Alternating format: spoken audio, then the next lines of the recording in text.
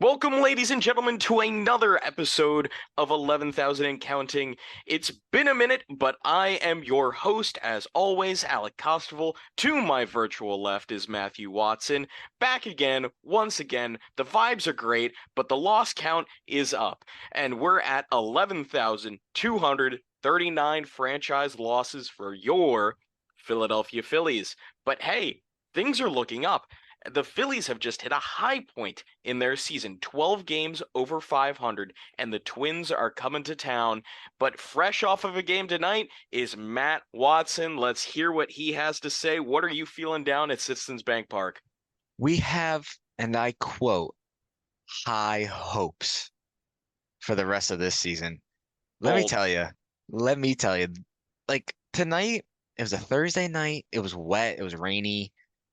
There's 30,000 people there. And the start of the game, like, we're kind of getting shut down by Patrick Corbin. I'm like, what is happening? And then we just hit a switch. And at that moment, I'm like, you know what? This team is legit because I know it's just the Nationals tonight.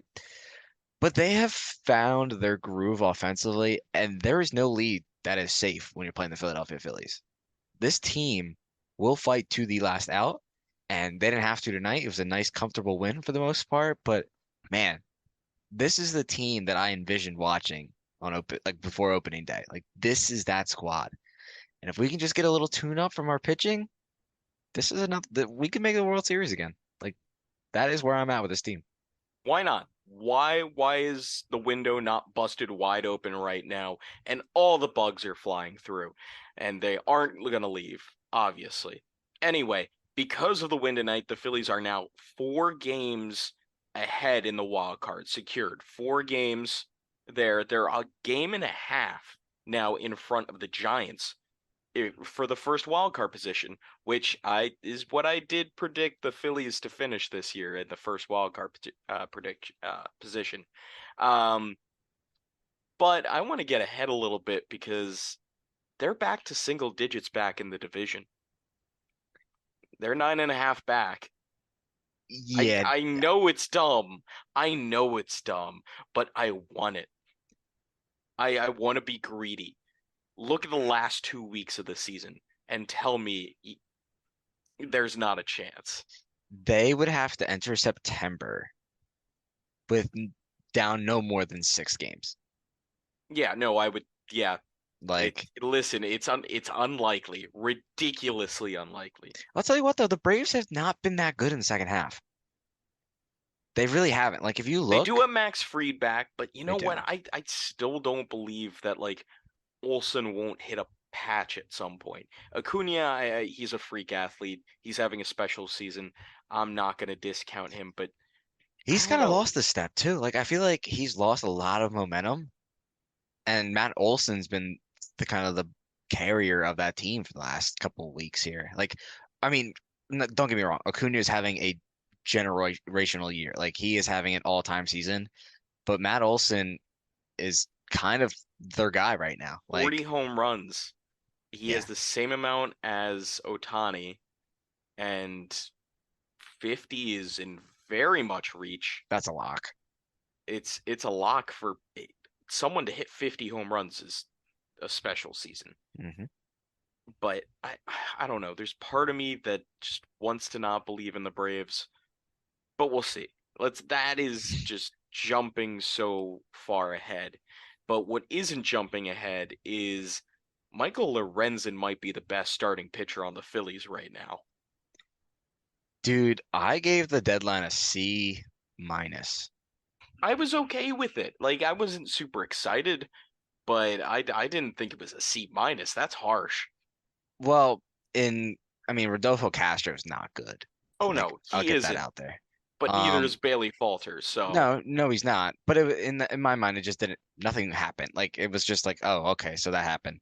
But the really the only move that I considered that they made was adding Lorenzen, which at the time I didn't love it, giving up our fifth prospect for him, and I'm not gonna like write off the trade yet. Like it's been two fantastic start. Don't get me wrong, but there's a reason this guy was in the mid fours with his ERA before the season began in Comerica, which is more of a pitcher friendly park than it is a hitter friendly park. So He was I'm with the Reds for the majority of career, which is a very hitter-friendly park.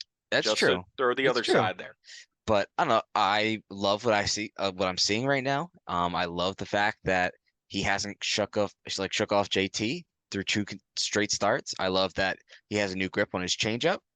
I love that he has been welcomed into this team with open arms. I love everything about Lorenzen right now, and I hope he continues at this pace. And I hope that I'm proven wrong.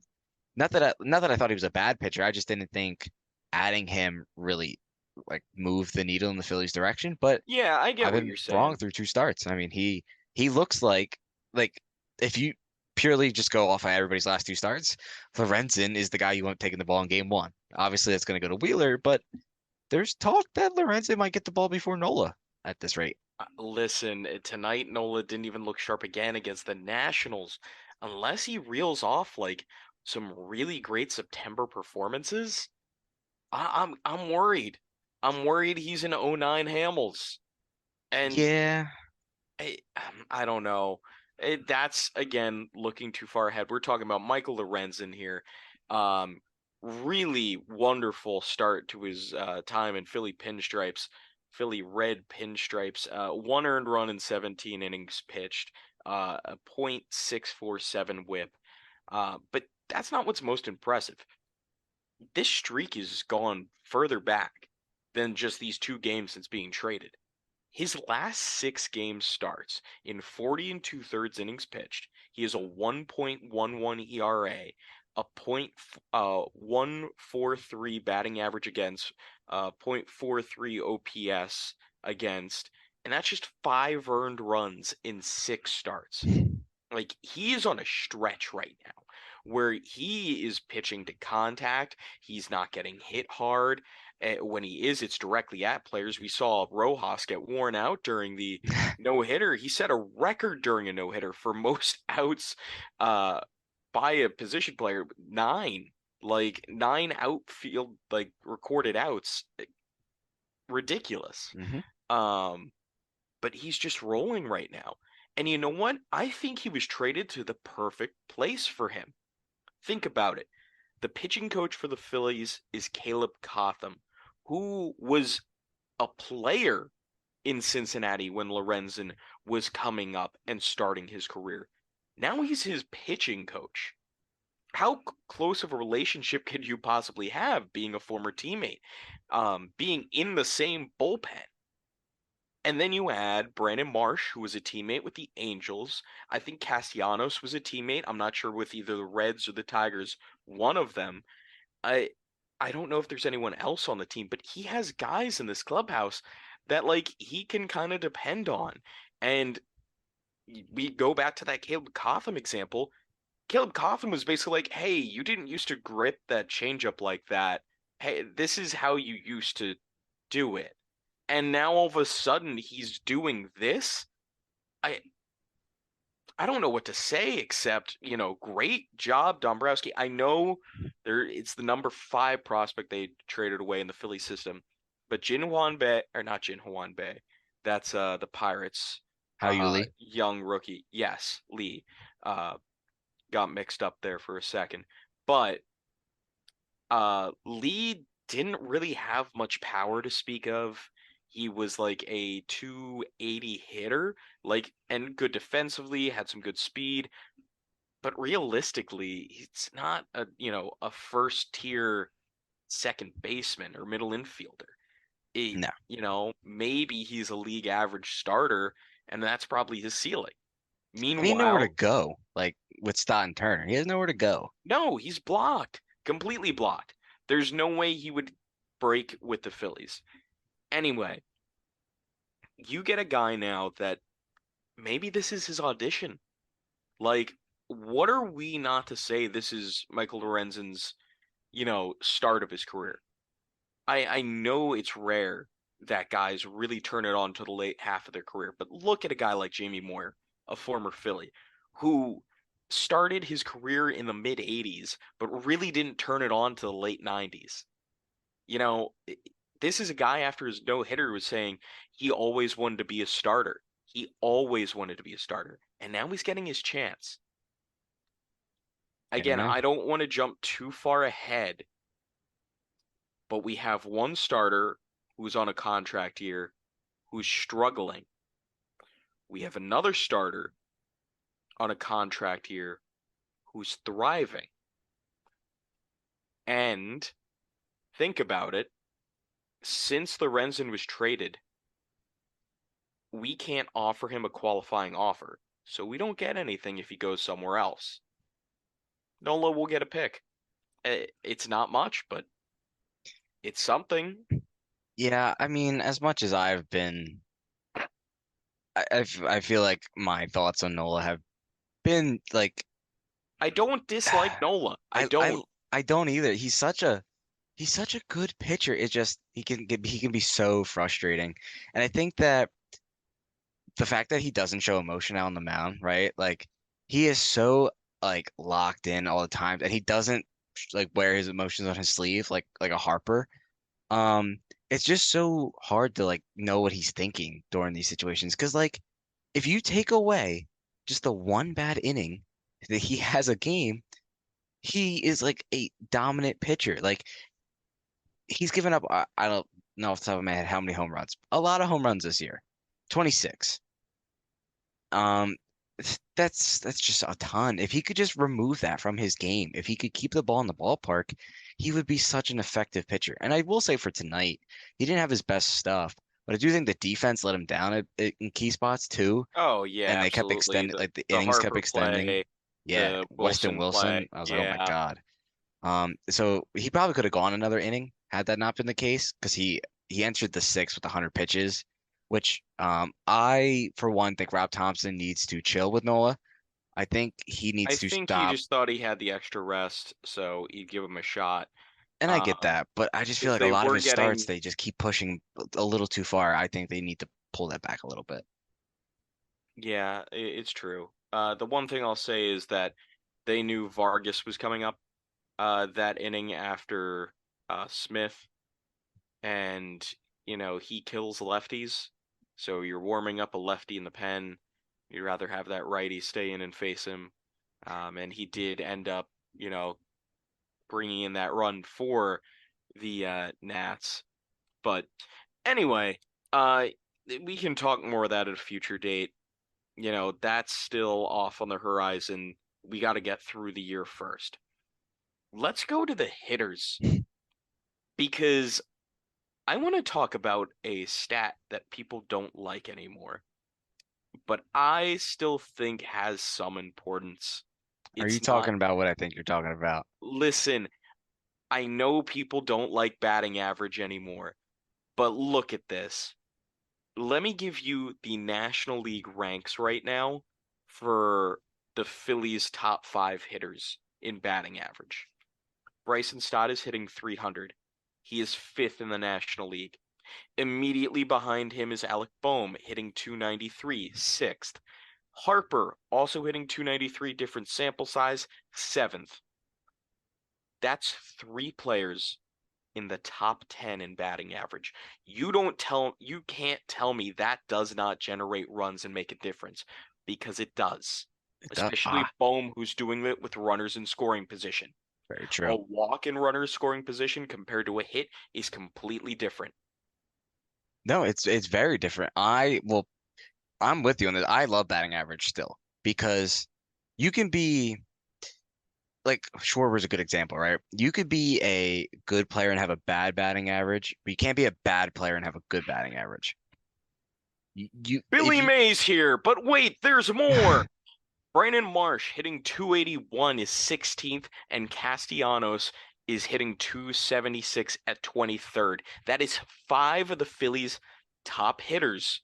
Pretty much all of the starters except Schwarber. That's them, the top 25 in the National League. There are 15 teams in the National League. So you're telling me that, that's the two top hitters on each team. That's 30. The Phillies have five in the top 25. it's pretty sweet.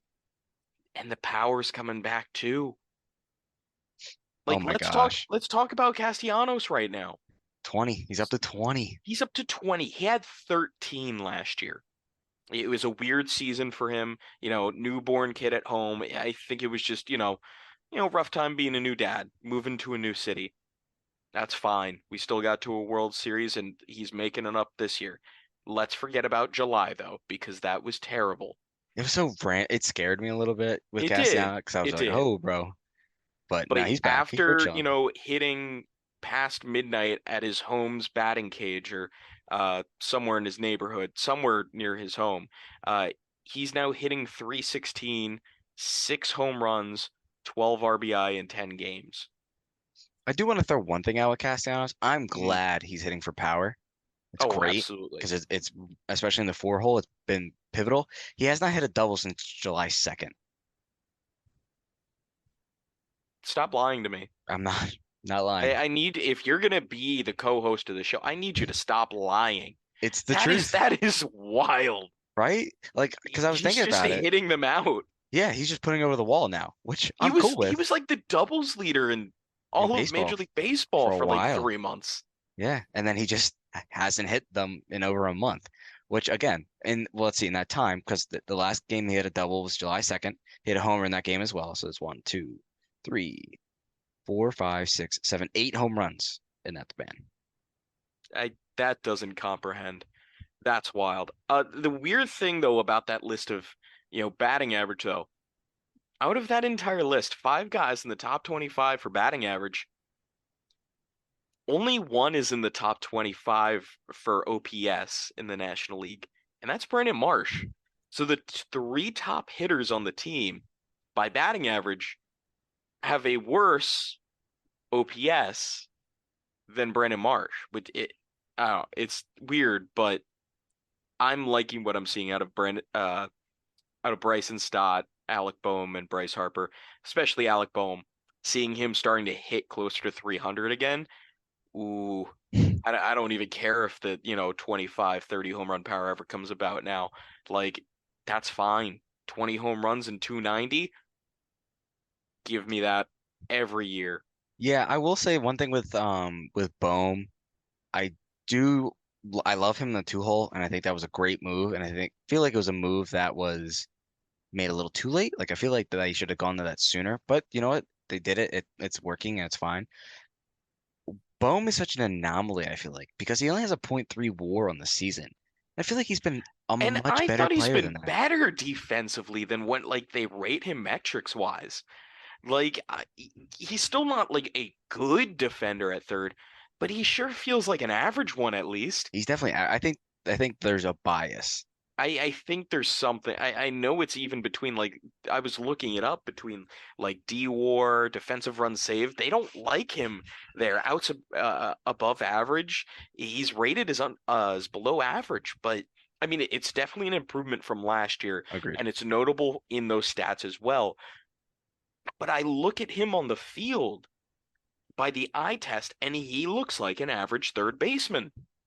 Yeah, one of those times where I don't think the analytics gets it right, and you have to have a feel for the game. I think Bohm, I I think he I does think have defense in seven general. errors, but yeah, he's just been a lot better, and he's not only playing third, he's playing first base, and he's So playing a this pretty was solid first maybe about base. a week ago, but he only had 3 errors at third and I think 3 at first, Yeah, he's up to seven if I remember. total. Okay, So so he must have I had think he one in made like the one. past week. He made one at Yeah, first base.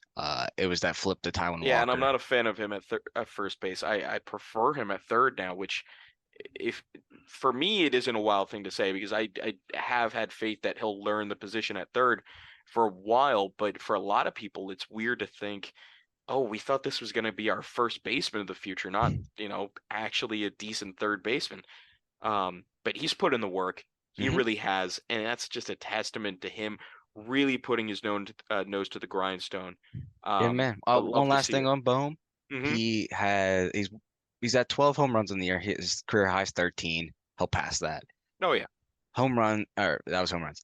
He had 24 doubles last year. It was his career high. He's at 20. He'll pass that. He Hmm. already has surpassed on the RBI total. He's surpassed 72 from last year.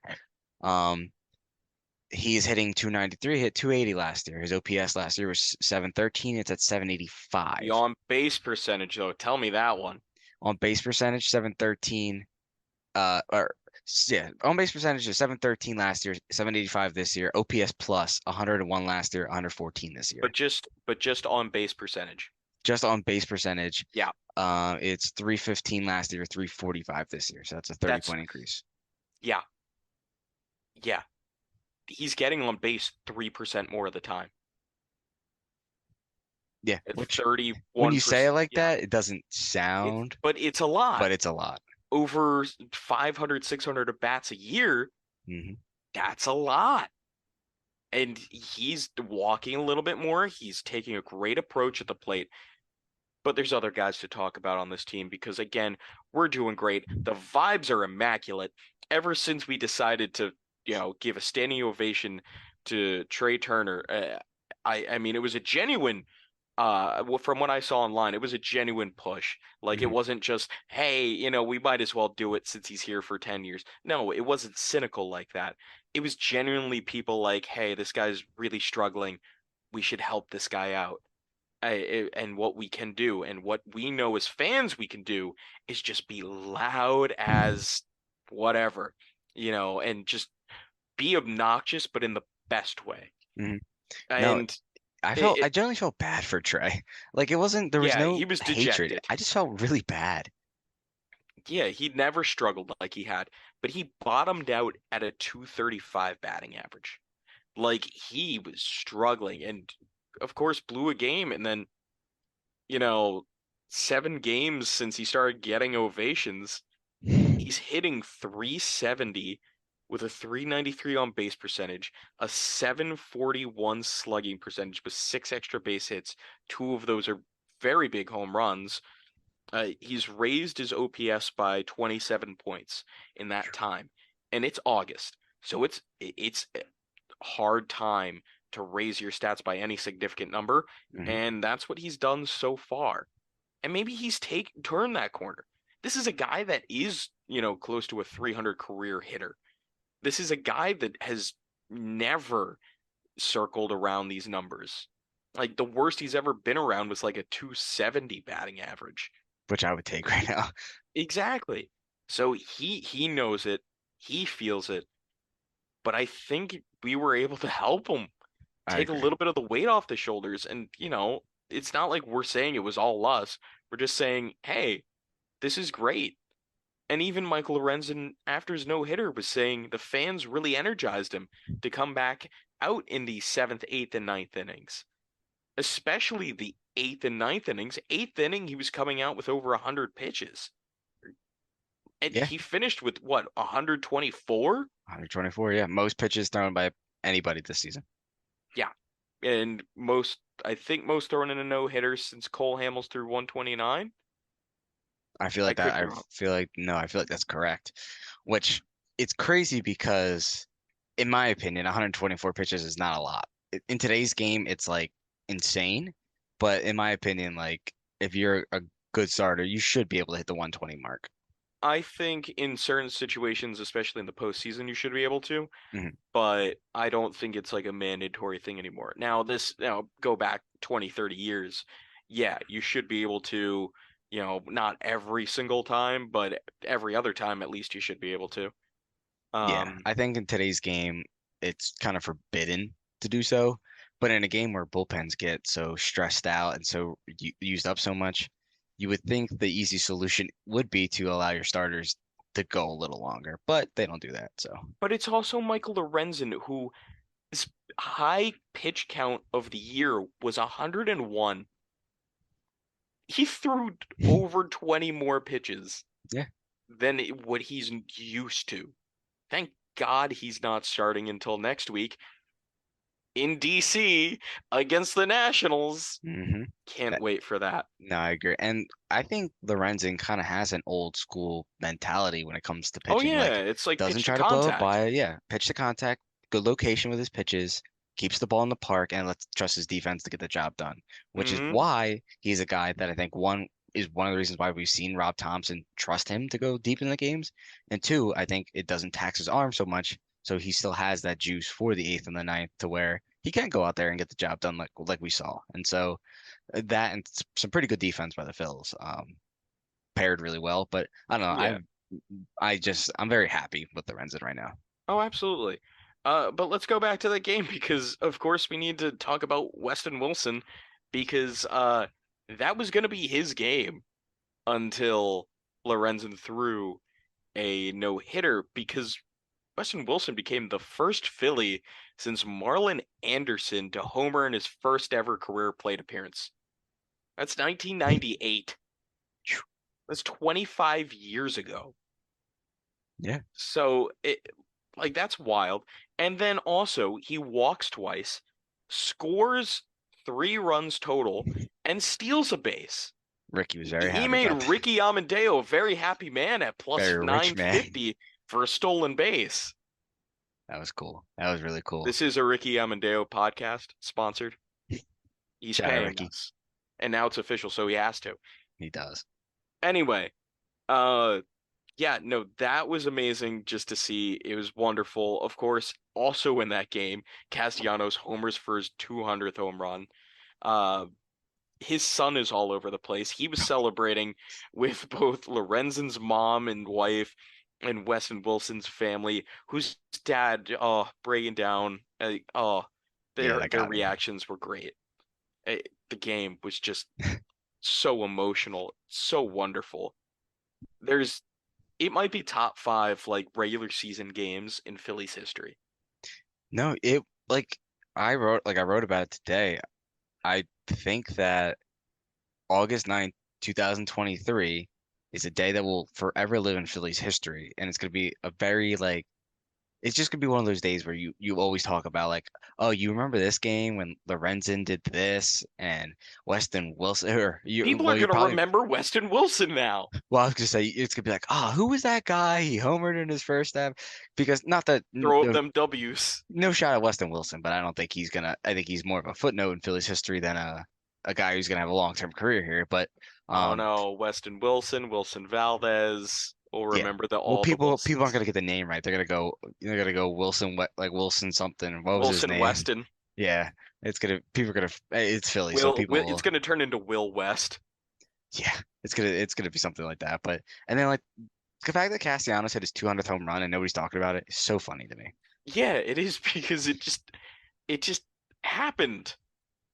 In the midst of all of this, it just happened. We're like, oh, sick. He hit his 200th home run. For like 5 minutes, we remembered that until we realized all the other things that had been going on. I know. But it's just absolutely wild. Um, but yeah, no, even in the historical context of Phillies games, regular season, um, there's a few that I want to mention that are kind of older school that people might not remember. Uh, the earliest one I'll go with is the if the Phillies come back, I will walk home to Pittsburgh. Of course, the radio announcer or TV announcer, I forget which of the Pittsburgh Pirates, said that while the Pirates were up by 10 runs on the Phillies, and the Phillies came back to win that game.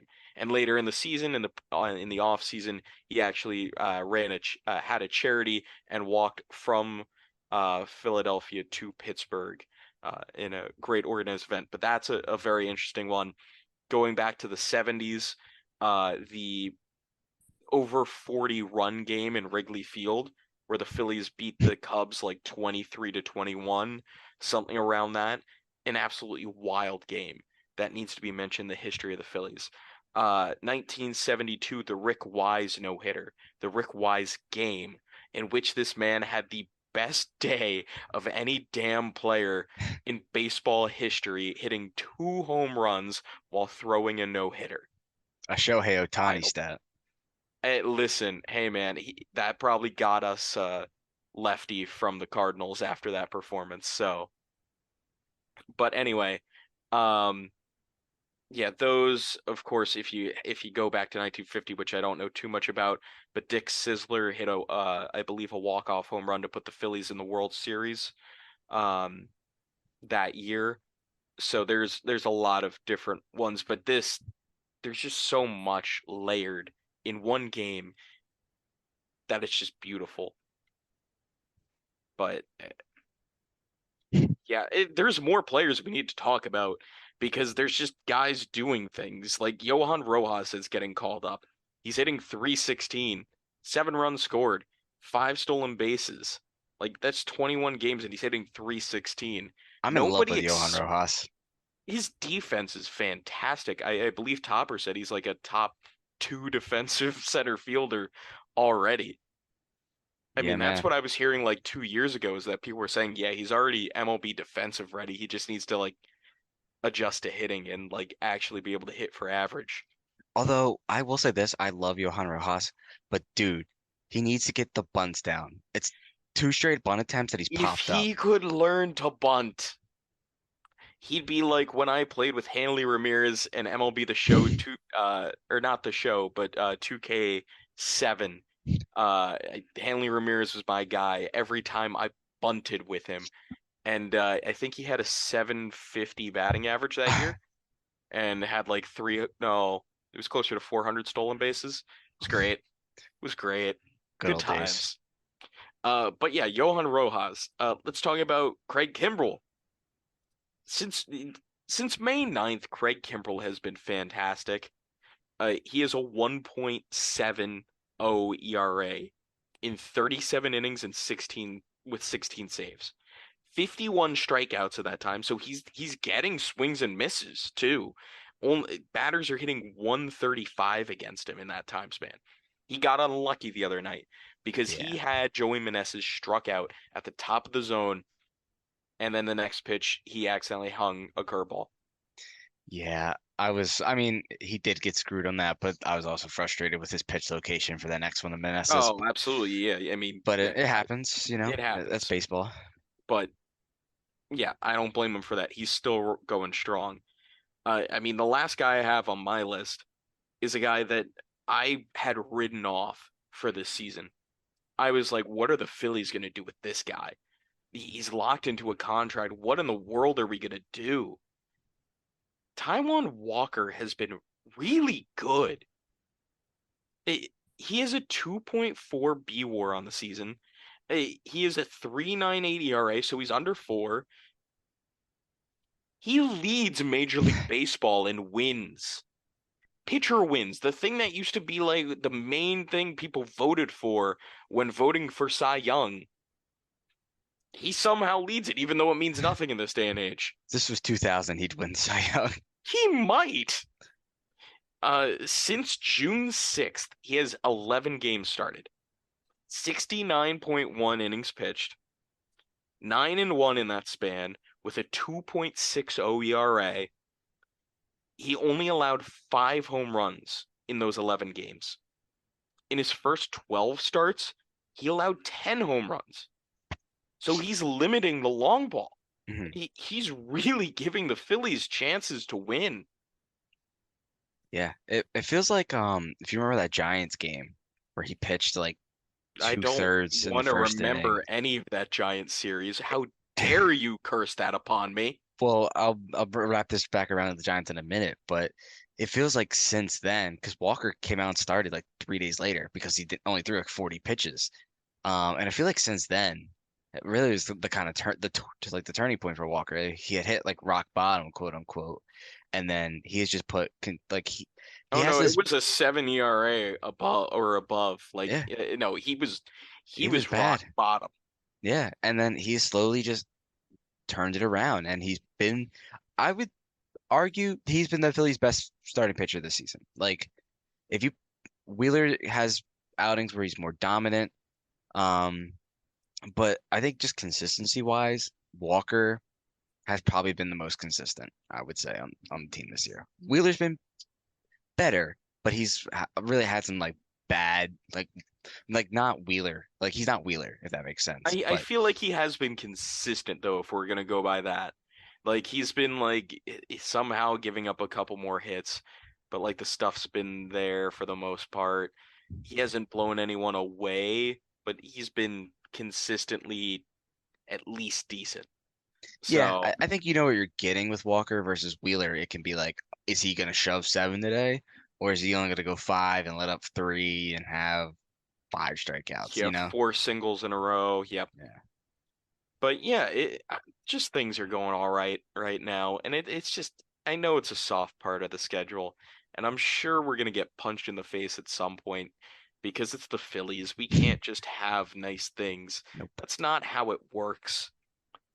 Uh, but the Twins are coming in. The Twins lead the AL Central, but that means absolutely nothing. Are they 500 or like a game or two above 500? They They are like right there. Because I they can have find it. not been that great of a team. No, they're gonna win by default Yeah. in their division. You know what? I still think the Tigers could catch them if they really wanted to try. They had Michael Lorenzen still. They are 60 and 57, but they've lost three in a row. 68 and 50, or no.